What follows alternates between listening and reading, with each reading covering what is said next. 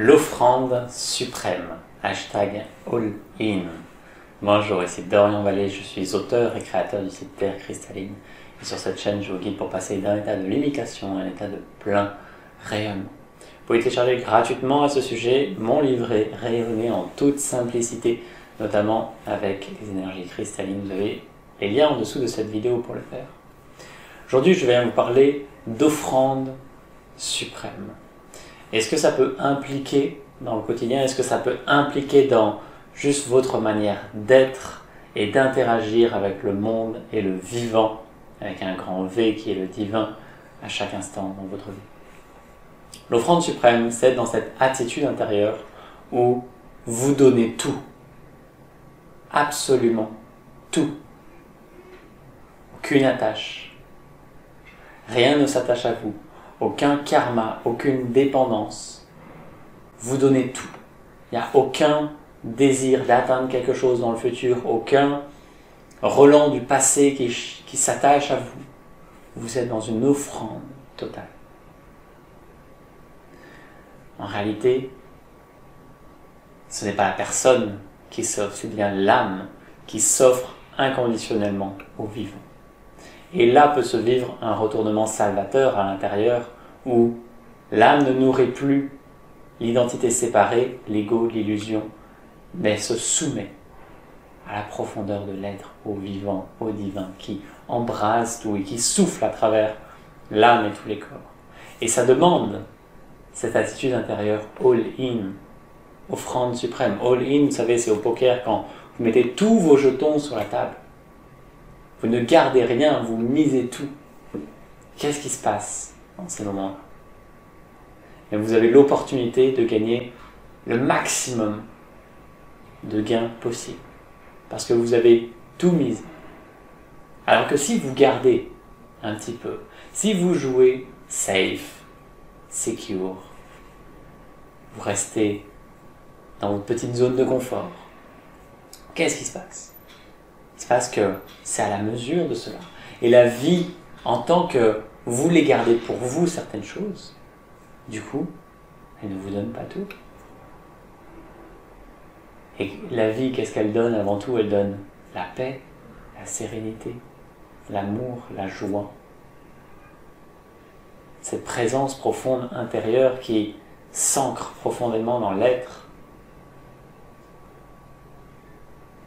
Et je vous invite juste à vous positionner avec ça et à quel point est-ce que c'est mûr intérieurement pour tout offrir, pour être offrande suprême. Ne plus avoir aucune attache. Et observez les différents domaines de votre vie, peut-être que il y a certains domaines sur lesquels ça accroche plus que d'autres. Si demain on vous enlève tout l'argent de votre compte en banque, comment vous vous sentez? Si demain vous n'avez plus la possibilité de gagner à cette pratique que vous faites ou compétition de tennis de table que vous faites le week-end, imaginez que vous êtes condamné à perdre jusqu'à la fin de vos jours. En fait, ça demande vraiment de se détacher de l'expérience. Tant qu'il y a une attache, une accroche, vous limitez dans les résultats. C'est dans un abandon total, intérieur, profond, cœur du vivant, que cela se déploie.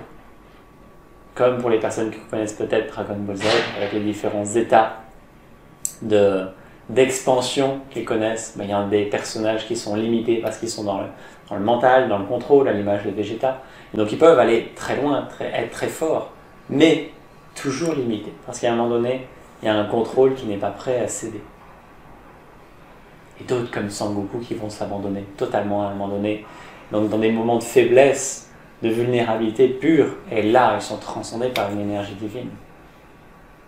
Au-delà du dessin animé ou des images que je donne, il y a une profonde vérité, celle où la vie attend de vous que vous donniez tout, parce qu'elle vous a tout donné, elle vous donnera toujours tout. Mais tant qu'il y a une résistance, quelque chose qui cherche à garder pour soi les petites choses, alors ça sera dans la limite que ça se vivra. Votre vie sera vécue dans la limite, sera vécue au sein de la limitation de cette illusion, de cette matrice qui peut être extrêmement souffrante quand l'attitude intérieure n'est pas dans cette justesse-là. Donc en fait, juste observez les différents domaines. Voyez où ça accroche.